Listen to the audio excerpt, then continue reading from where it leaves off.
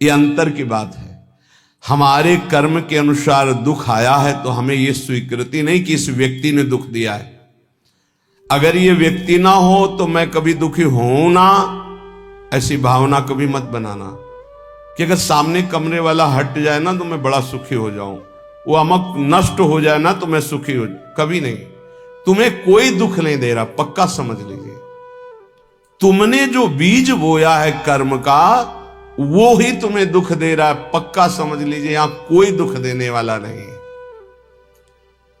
ना दुखम, एक तो ये, दूसरा हमारे कर्म के कई रूप होते हैं। एक होता है व्यक्ति के ऊपर बैठकर कर्म दंड दिलाता है, और एक होता है घटना बनता है, और एक होता है रोग बनता है। शरीर में विविध प्रकार की आदि व्याधियां, तो हमको विचलित नहीं होना है। यदि आप भक्त हैं, उपासक हैं, आध्यात्मिक मार्ग के पथिक हैं तो धैर्य रखिए। नाम जप से बहुत बड़ा बल मिलता है। सत्संग से हमारे अंदर विवेक जागृत होता है, सहने की सामर्थ्य आती है। बड़े से बड़े दुख को आनंद पूर्वक उपासक सह सकता है, विषयी भोगी पुरुष नहीं, संसारिक पुरुष नहीं। इसलिए ना दुखम, कोई भी दुख आपको विचलित ना कर पावे। ये तभी हो सकता है जब आपने मृत्यु का वर्ण कर लिया है। अब तो एक ना एक दिन शरीर छूटेगा ही, भजन नहीं छोड़ेंगे, सतमार्ग नहीं छोड़ेंगे। मृत्यु से बड़ा कोई दुख नहीं है, उसे हम पहले स्वीकार कर चुके हैं, तब इस मार्ग में चला जाता है। नारायण अति कठिन है, हरि मिलन की बाट, या में पग पीछे धरे प्रथम शीश दे काट। शीश काट का मतलब अपने अस्तित्व को आराध्य देव में समर्पित कर देना। अब जोई जोई प्यारो करे, सोई मोई भावे, तो दुख किस बात का। देखो, प्रवचन कर लेना सरल है, प्रवचन सुन लेना सरल है, लेकिन जब ये बातें जीवन में आती हैं उस समय अपने को बचा ले। यही आध्यात्मिक साधक की पहचान है। अनुकूलता होती तो बड़ी कृपा भगवान की, और जब प्रतिकूलता रंग लाती है उस समय बोलो कि बड़ी कृपा हरि की। तुम्हारा प्रियजन पधार गया और बोलो हाथ उठा के, बड़ी कृपा हरि की। तुम्हारा प्रिय शरीर असाध्य रोग से ग्रसित हो गया, बोलो अब बड़ी हरि कृपा। तुम्हारे मनोवांछित जितनी वस्तुएं उन सब विध्वंस हो गई, अब बोलो हाथ उठा के, बड़ी हरि की कृपा। तब समझा जाएगा महाभागवत हो, भक्त हो, बड़ी हरि की कृपा, और वास्तविक बड़ी हरि की कृपा। पर बोल सकता है वही जिसका अस्तित्व भगवान में समर्पित है। अगर अस्तित्व देहाभिमान में है तो बोल ही नहीं सकता। हरि की कृपा प्रतिपल, नाशवान का नाश निश्चित होगा, अविनाशी का कोई नाश कर ही नहीं सकता है। ये बिल्कुल दिमाग में बैठा लीजिए। नाशवान का नाश होगा, आज नहीं तो कल होगा। अविनाशी को कोई मार नहीं सकता। तू अविनाशी है, तेरा शरीर और संसार ये सब विनाशी है। इसलिए न दुखम, दुख को भी स्वीकार मत करो। ना मैं कभी रोगी था, ना मैं कभी रोगी होऊंगा, ना मैं कभी दुखी था, ना मैं कभी दुखी होऊंगा। मैं आनंद सिंधु का बच्चा हूं और आनंद में ही रहता हूं। ये जो आनंद सिंधु सुख राशि प्रभु है, उन्हीं का ईश्वर अंश जीव अविनाशी, चेतन अमल सहज सुख राशि। पर कई मिनट रुकते हो अपने स्वरूप में, एक सेकेंड नहीं। इसी देह में रहते हो हर समय, देह भाव में। इसीलिए सुख दुख निंदा स्तुति मान अपमान इनका प्रभाव खोखला किए दे रहा है। चिंता शोक भय ये जलाए दे रहे हैं।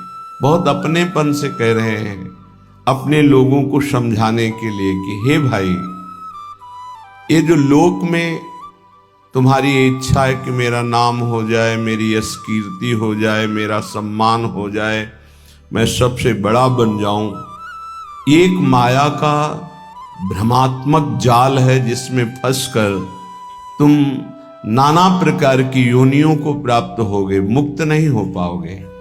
इसलिए इस लोक ऐषणा का त्याग कर दो। लोक ऐषणा, जो कंचन विजयी होते हैं, कामिनी पर विजय प्राप्त कर लेते हैं, वो भी लोक ऐषणा में गिर जाते हैं। ये बड़ी भारी खाई है माया की, जिसे मान सम्मान कहते हैं, जिसे यश कीर्ति कहते हैं। इसकी चाह में बड़ी बड़ी साधनाओं की बलि चढ़ा दी जाती है। बड़ी बड़ी तपस्याओं को न्यौछावर कर दिया जाता है केवल अपने नाम के लिए, अपनी प्रशंसा के लिए, अपनी बड़ाई के लिए। हाथ कुछ नहीं लगता। जो प्रशंसा मान सम्मान का भोक्ता बन गया वो भगवान की प्राप्ति की योग्यता खो देता है। इसीलिए श्रीपाद कह रहे न लोकम, लोकैषणा की तरफ अपनी वृत्ति जो जा रही है उसको हटाओ। ये सबके अंदर होती है। कुछ तो ऐसा करूं जिससे लोग हमें जाने। भगवान को तो जानना नहीं चाहते, तुम्हें क्या जान लेंगे। भगवान का तो शब्द नाम जप नहीं पा रहे, तुम्हारा नाम कौन लेगा। कितने बड़े बड़े चक्रवर्ती सम्राट हुए, बड़े बड़े महल, बड़े बलवान, कौन जानता है।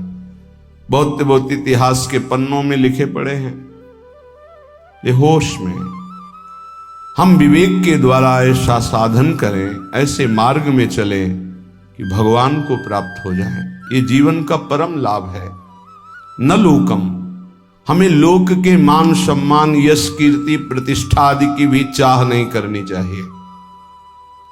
अगर भगवान को सम्मान देना ही है ना, यश कीर्ति देनी है ना, तो ऐसा प्रदान करेंगे कि आपकी भगवत प्राप्ति भी नहीं रुकेगी और बिस्तरे सब जग विमल कीरति, साधु संगति ना टरे।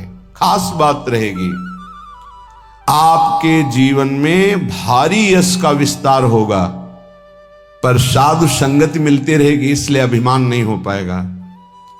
वो मान सम्मान आपके तप का नाश नहीं कर पाएगा।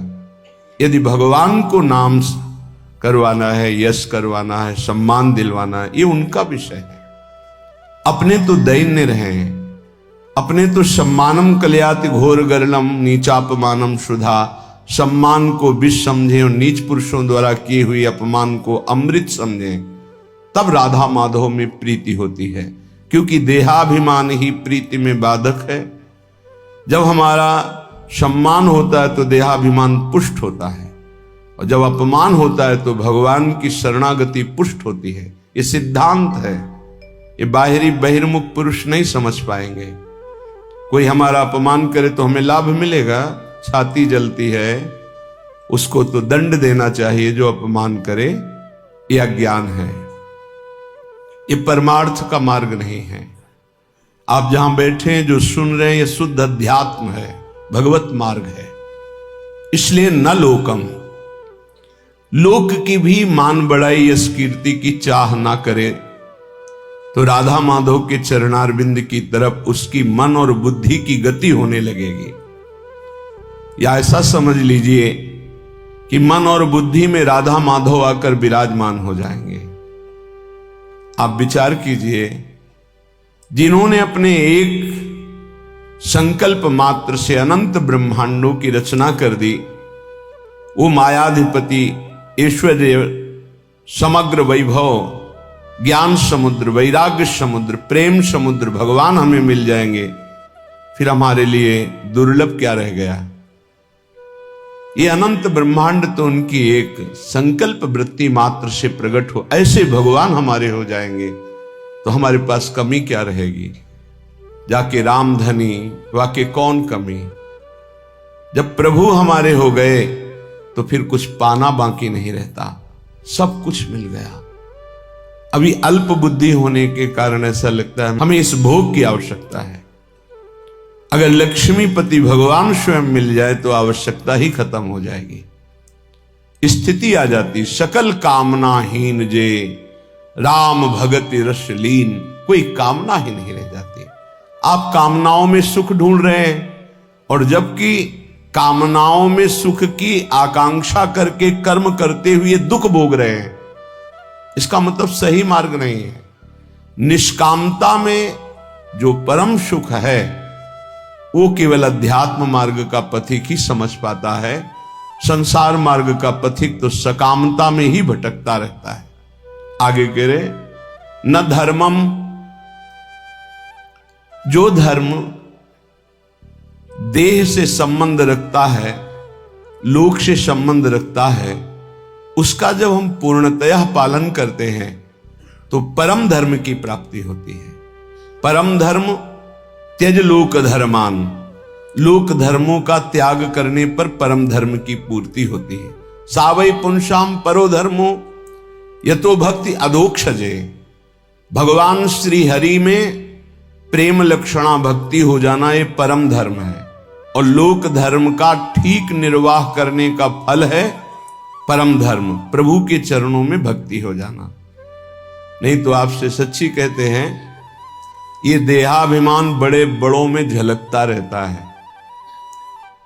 मैं अमुक, मैं अमुक, मैं अमुक, मैं अमुक, दूसरे की निंदा, अपने मुख से प्रशंसा, जो अध्यात्म के बिल्कुल विरुद्ध है, वो बना रहता है। बड़ा ज्ञान है शास्त्रों का, पर जब वाणी खुलेगी तो किसी न किसी की निंदा होते पाया गया। वो तो अमुक जाति के थे, वो अमुक अमुक ऐसे ऐसे। अरे जो सत्य वस्तु है उसको क्यों नहीं जाना जा रहा? एक ही सच्चिदानंद भगवान अपने स्वरूप का विस्तार किए हुए हैं, वही है, दूसरा कोई नहीं है। मत्ता परतरम नान्यत किंचित् अस्ति धनंजय।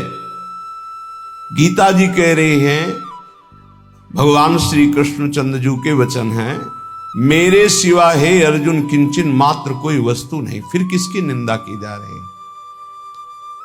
लोक धर्म की महत्ता है परम धर्म की प्राप्ति में। यदि लोक धर्म का पालन कर रहे, परम धर्म की प्राप्ति नहीं हुई, तो सो सब धर्म करम जरि जाऊ, जहां न राम पद पंकज भाऊ। वो सब धर्म कर्म में आग लग जाए जिससे भगवान के चरणों में प्रीति न उत्पन्न हो पावे। क्या उस धर्म कर्म का जो प्रेम न प्रकाशित कर दिया? जिससे प्रेम प्रकाशित हो वही धर्म है। इसलिए कह रहे कि इस लोक धर्म में ज्यादा अर्झो मत। क्या लोक धर्म है? मैं अमुक जाति का हूं, मैं किसी का पति हूं, किसी का पुत्र हूं, किसी का पिता हूं, किसी का अमुक अमुक अमुक। ठीक है, इन धर्म का पालन करो भगवत भाव से और भागवत धर्म में स्थित हो जाओ, यही इसकी मानता है। अगर केवल इतना ही करते रहे और प्रभु के चरणों में प्रीति नहीं, तो विश्वास कीजिए आपके हाथ में जो सत्य वस्तु प्राप्त करने के लिए मानव देह लगी थी, कुछ नहीं लगेगा। ये बहुत बार पति पुत्र परिवार ये सब खेल लाखों करोड़ों बार हो चुके हैं। हाथ आज क्या लगा है आपके? फिर वही नई सृष्टि, नया पढ़ाई, नई नौकरी, नई बैंक बैलेंस, फिर मरो फिर नया वही। कब तक चलता रहेगा? इसलिए न धर्मम, हम ऐसे धर्म को बराबर जीवन में पालन करें जिससे परम धर्म प्रकट हो। वो धर्म किस काम का जो परम धर्म से वंचित कर दे। इसलिए पति में भगवत भावना, पत्नी में भगवत भावना, पुत्र में भगवत भावना, माता पिता में भगवत भावना, अब ये आपको भागवत धर्म में स्थित कर देगा। मोह से तो सब कोई अपने परिवार में आसक्त है, भगवत भाव से तब बात बनती है।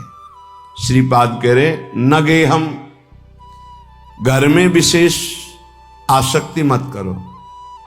घर में श्री ठाकुर जी विराजमान कर लो, घर को ठाकुर जी का महल समझो, आप अपने को सेवक समझो, परिवार वालों को ठाकुर जी के जन समझो।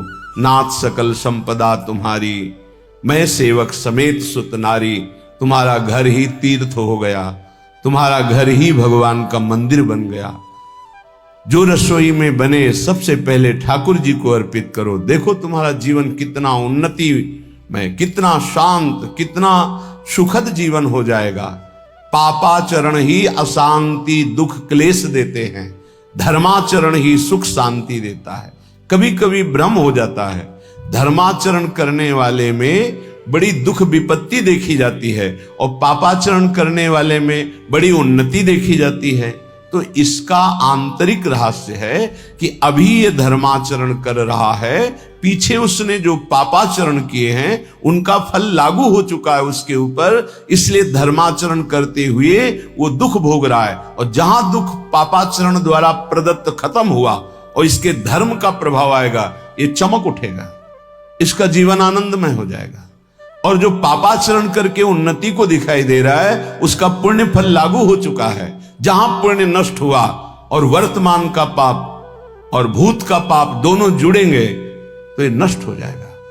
इस रहस्य को समझें। इसको ऐसा ना माने कि पापात्माजन बड़ी उन्नति को प्राप्त होते हैं, पुण्यात्माजन दुख को भोगते हैं, ऐसा सिद्धांत नहीं है। उसके रहस्य को ना जानने के कारण अज्ञानी जन ऐसा कहते हैं। श्रीपाद कह रहे गृह में भी आसक्ति मत हो। क्यों? घर में आसक्ति अगर कर लोगे, ऐसी आसक्ति सुनी जाती, अरे हमने इतनी मेहनत करके घर बनाया, अब तो एक एक दीवाल की ईंट में हमारी आसक्ति है, तो छिपकली बनकर उसी में आओगे, उसी घर में रेंगोगे। अरे भाई, जब ये घर अपना नहीं है, पांच भौतिक, ये छूट जाता है, इसको आग लगा दी जाती है, तो और कौन सा घर अपने साथ चलेगा? इसलिए जैसे हम रह रहे हैं, घर ठाकुर जी का है, सेवक हैं, अपना समय व्यतीत कर रहे हैं, भगवत प्राप्ति के लिए मानव देह मिला है, तो धर्म पूर्वक आचरण करते, नाम जप करते, धर्म पूर्वक धन कमाते, परिवार रूपी भगवान की सेवा करते, घर में भगवान विराजमान, मकान भगवान का। जैसे भक्तजन अपने मकान का नाम रख, प्रिया कुंज, श्यामा कुंज, ये प्रियाजू का कुंज है, ये श्यामाजू का है, हम तो सेवक हैं। तो घर की अहम वृत्ति, मम वृत्ति का नाश हो गया। एक एक बात को समझ जाओगे तो भगवत प्राप्ति बहुत सरल हो जाएगी। न लोकम, न धर्मम, न गेहम और न देहम। ये शरीर जिसको हम इतना प्यार करते हैं कि मैं मानते हैं, ये केवल क्लेश ही क्लेश दे रहा है। यदि भजन ना हुआ तो इसका कोई महत्व नहीं। कहां गई हमारी वो बाल्यावस्था, कहां गई हमारी यौवन अवस्था? नाना प्रकार से इसको दुलार किया, इसको प्यार किया, इसको मैं माना, और ये दुख ही दुख दे रहा है, प्रतिक्षण क्षीण हो रहा है, ये नष्ट हो जाएगा। आज दिखाई दे रहा है चलता फिरता बोलता, कल इसका अस्तित्व ही नहीं रहेगा, मिट्टी में मिल जाएगा। इसलिए इस देह का अभिमान मत करो। ये देह तुम्हारा अविनाशी नहीं है, कुछ समय का है। बहुत होश में, बहुत होश में। इससे पाप मत करो, किसी को दुख मत दो, मनमानी आचरण मत करो, शरीर पोषण के लिए अन्य जीवों की हत्या करके मांस मत खाओ, प्रमाद स्थिति पागलपन बढ़ाने के लिए शराब मत पियो। ये वो बुद्धि भ्रष्ट कर देती है जो नरक ले जाती है। पराई माता बहनों की तरफ गंदी दृष्टि, पापात्मा का भाव मत करो। ये मनुष्य देह केवल पवित्र आचरण करके, धर्माचरण करके भगवत प्राप्ति के लिए मिला है सबको। इसमें ऐसा नहीं कि अमुक प्राप्ति नहीं कर सकता, नहीं। कोई भी हो, पुरुष हो, स्त्री हो, बालक हो, बूढ़ा हो, कोई भी वर्ण का हो, कहीं का भी हो, कैसा भी हो, सबको चांस है भगवत प्राप्ति का। मानव देह मात्र को अधिकार है भगवत प्राप्ति करने का, क्योंकि अन्य योनियों में विवेक नहीं होता, इसलिए वो उपदेश धारण नहीं कर सकते, वो भजन साधन नहीं कर सकते। हाँ, भगवत कृपा से यदि संयोग बन जाए तो अन्य योनियों में भी कल्याण हो जाता है। जैसे कोई बहुत बड़े भागवत के घर का कुत्ता ही सही, वो दरवाजे पे बैठा, खूब नाम कीर्तन हो रहा है, ठाकुर जी का भोग लगा, आरती हुई, उसको भी प्रसाद मिल रहा है, वो नाम कीर्तन सुन, उसका कल्याण हो जाएगा। भगत के घर के पशु पक्षियों का भी कल्याण हो जाता है। ऐसा कहीं बिरला ही संयोग बैठता है, नहीं तो मानव देह में ही भगवत प्राप्ति होती है। तो कह रहे हैं ये देह भगवत प्राप्ति के लिए इसका अभिमान करके गलत आचरणों में समय बर्बाद मत करो। जब आपके अंदर करने की शक्ति तो अच्छा करो, बोलने की शक्ति तो अच्छा बोलो, देखने की शक्ति तो अच्छा देखो। बुरा क्यों करते हो? बुरा का फल बुरा ही होगा। तो मानव देह बुराई मिटाने के लिए मिली, बुराई बढ़ाने के लिए नहीं मिली। बहुत अपने लोग अपनी महिमा को नहीं समझ पा रहे हैं, दूसरों से आशीर्वाद मांगते घूमते हैं। किसी का आशीर्वाद क्या करेगा यदि हम अपने आचरणों को ना सुधारें, हम अपने को प्रभु के भजन में ना लगाएं, हम शास्त्र आज्ञा से ना चले, तो दूसरे का आशीर्वाद लागू ही नहीं होगा, लागू ही नहीं होगा। आप हमारी बात को पकड़िए। और यदि आप धर्म से चल रहे हैं, नाम जप कर रहे हैं, पवित्र जीवन है, तो किसी से आशीर्वाद मत मांगो, सबका आशीर्वाद मिल जाएगा। विश्वास कीजिए, सुर नर मुनि प्रसन्नता ऊपर, सोई विजयी विनयी गुण सागर, तासु सूजस त्रैलोक उजागर। जितने सुर नर मुनि सब उस पर कृपा करेंगे जो धर्म से चलता है, जो भगवान नाम जप करता है। अगर धर्माचरण का त्याग कर दिया जाए, अपवित्र पापाचरण किया जाए, तो कोई नहीं बचा सकता। रावण ने किसकी आराधना नहीं की? विचार करके देखिए, बड़ा विद्वान था, भगवान शंकर की खूब आराधना की, बड़े उच्च कोटि की आराधना की, लेकिन आचरण सही नहीं थे। तो क्या नहीं मिला उसको भगवान शंकर की कृपा से? लेकिन सर्वस्व नाश हो गया, रहा न को कुल रोव निहारा, आचरणहीन हो गया, धर्म भ्रष्ट हो गया, मनमानी आचरण। इसीलिए श्रीपाद कह रहे हैं कि आप अपने शरीर का अभिमान करके आचरण भ्रष्ट मत हो जाइए, आचरणों को सुधारिए। तुम्हारा शरीर अविनाशी नहीं है, एक सीमित समय के लिए आया हुआ है, ये दिमाग में बैठा लीजिए। इसको जाना है, इसको छोड़ना है, शरीर को नष्ट होना है, आज नहीं तो कल। इसलिए ऐसे आचरण कर लो कि तुम्हारी उन्नति हो जाए, तुम दुर्गति से बच जाओ, तुम्हारा पुनः जन्म अन्य योनियों में ना होकर भगवान के धाम में दिव्य रूप से निरंतर अनंत काल तक के लिए सुख भोगो। श्रीपाद कह रहे, न निंदाम, किसी की निंदा मत करो, क्योंकि दूसरे की निंदा करने से उसके पाप अपने ऊपर आ जाते हैं। क्यों बेमतलब में पाप की पोटरी बांध रहे हो? पर निंदा के किए ते आवत नहीं कछु हाथ, मूर्ख पर्वत पाप को ले चल अपने साथ। दूसरे की निंदा करने से अपने को मिलता कुछ नहीं है, उसका पाप हमारे ऊपर आ जाता है।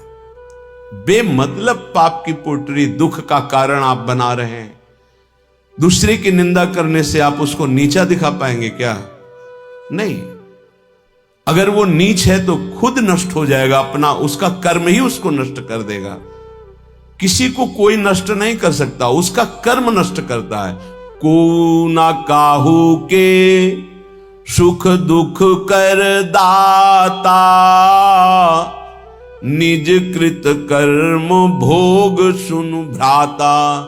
हे भाई, यहां कोई किसी को सुख दुख नहीं देता, अपना कर्म ही दूसरे की खोपड़ी में बैठकर जबरदस्ती हमारा अमंगल करवा देगा। हमारा कर्म, हम क्यों किसी की निंदा करके अपने पापों को बढ़ाएं? इसलिए ना निंदा, मना कर, किसी की भी निंदा मत करो। और कह रहे ना स्तुतिम, किसी की स्तुति भी मत करो, प्रशंसा। क्यों? क्योंकि किसी व्यक्ति के गुण से प्रभावित होना संसारिकता है। गुणमानी संसार, सेवकवाणी, गुणमानी संसार और सकल गुण प्रीत बिन। अगर कोई बहुत अच्छा आचरण कर रहा है, भगवान की कृपा है, उसमें भगवान की शक्ति विराजमान, हम उसको नमस्कार करते हैं, व्यक्ति को नहीं। हम व्यक्ति की प्रशंसा नहीं करते, हम प्रभु की प्रशंसा करते हैं। प्रभु ने इसे योग्य बना दिया, बस।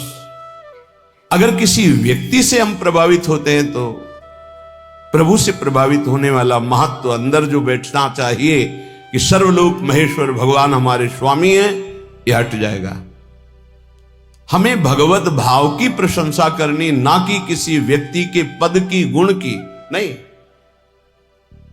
सर्वलोक महेश्वर भगवान कृपा किए हैं, उसको ये सामर्थ्य दिए हैं, जितने अंश में सामर्थ्य दिए हैं उतना वो प्रभावशाली है। पर हम व्यक्ति की नहीं, हम भगवान की तरफ देखते हैं। भक्त का लक्षण होता है वो भगवान की तरफ देखता है, व्यक्ति की तरफ नहीं। तो हमारी कोई बहुत बड़ाई कर दे, भलाई कर दे, कोई वस्तु दे दे, कोई मनोनुकूल कार्य कर दे, तो हम श्री भगवान की तरफ देखते हैं, प्रियाजू की तरफ देखते हैं, उस व्यक्ति की तरफ नहीं देखते कि धन्यवाद आपने, ये संसारिकता है, आपने बहुत बड़ा काम कर दिया, धन्यवाद। नहीं, जय हो प्रियाजू की, इसको निमित्त बनाकर प्रियाजू ने कार्य करा। हमारी आसक्ति प्रियाजू में, किसी व्यक्ति में नहीं। जीवन में ये सिद्धांत समझ लीजिए, यदि व्यक्ति से आसक्त होंगे तो इष्ट का भरोसा छूट जाएगा। फायदा क्या हुआ? कोई भी कितना हित करे, कितना भी हमारा मंगल करे, हम धन्यवाद नहीं देंगे, हम जय बोलेंगे, हमारे प्रियालाल की जय हो, उन्होंने इसे निमित्त बनाकर कराया है, जय हो प्रियालाल। हम उस भगवत स्वरूप को प्रणाम करते हैं, व्यक्ति नहीं, गुण नहीं, ये प्रियालाल की कृपा। देखो गोस्वामी जी से कह रहे हैं, तात सुनहु माया कृत गुण अरु दोष अनेक, गुण या उभय न देखई, देखी सो अविवेक, गुण या उभय न देखई। भागवतिक गुण है, न किसी के दोष, न किसी के गुण, न किसी की निंदा, न किसी की स्तुति। सबसे बड़ा भागवतिक गुण है सब में भगवान को देखना। इस रूप में भगवान आ गए, इससे बड़ा सम्मान क्या होगा सामने वाले का? साक्षात हम भगवान मान रहे हैं, इस रूप में भगवान, व्यक्ति नहीं, व्यक्ति रूप में हम स्तुति नहीं करेंगे, भगवत भाव से मेरे प्रभु इसे निमित्त बनाकर आए, या मेरे प्रभु इस रूप में आए। श्रीपाद करें, नापि सौख्यम, हमारा किसी से किसी भी तरह का सुख लेने का भी भाव नहीं होना चाहिए। सौख्यम माने सुख होता है। ये व्यक्ति, ये पदार्थ, ये वस्तु सब प्रभु के सुख के लिए अपनी भावना, भक्त का। हम तो प्रसाद भोगता है, वस्तु का भोग नहीं करते। किसी व्यक्ति से सुख लेने की भावना रहेगी तो स्वार्थ बुद्धि रहेगी, स्वार्थ बुद्धि रहेगी तो अज्ञान रहेगा, अज्ञान रहेगा तो गलती हो ही जाएगी, पापाचरण हो ही जाएगा। जितने पाप होते हैं सुख बुद्धि लेने की भावना जिनकी जितनी बढ़ गई उनसे हो रहे हैं, हम हो या आप हो। पाप तभी होते हैं जब सुख लेने की भावना बढ़ जाती है, इतना राक्षसी भाव आ जाता है कि वो निंदनीय हो जाता है। देखो ना, काम भोग की लालसा हुई तो राक्षस पैदा हो गया उसकी बुद्धि में, क्या क्या कर डाला। देखो ना, क्रोध भाव पैदा हो गया तो राक्षस पैदा हो गया, क्या क्या कर डाला। देख लो ये विकार कैसे हैं। किसी से भी सुख लेने की आकांक्षा में ही ये दोष पैदा होते हैं। उपासक वही है जो सुख देवे को चाहो। हमारे हृदय में दूसरों को सुख देना भगवत भाव से। संसारी और उपासना के मार्ग में चलने वाले पथिक में बड़ा अंतर है। संसारी हर व्यक्ति से मिलेगा तो सुख लेने की भावना से मिलेगा, परमार्थिक पथिक से जो मिलेगा वो सुख देने की भावना रखेगा। सुख देवे को चावचित, सब सोहित निष्काम, या सुधर्म हरिवंश को नाम गिरा विश्राम। इसीलिए महात्मा कहा जाता है, महान आत्मा। क्यों? क्योंकि दूसरों को सुख देने की भावना है। सुख लेने की भावना दुरात्मा बना देती है। इसलिए कह रहे न सौख्यम, किसी से सुख लेने की भावना मत रखो। हम जहां फंसे हैं सुख लेने में फंसे हैं। हमसे जब गलती हुई तो सुख लेने में गलती हुई है। हमारी जब दुर्गति का कारण बना है तो सुख लेने का हुआ है। जहां बंधन हुआ है सुख लेने से हुआ है। और न दुखम, बहुत सुंदर सिद्धांत का वर्णन है।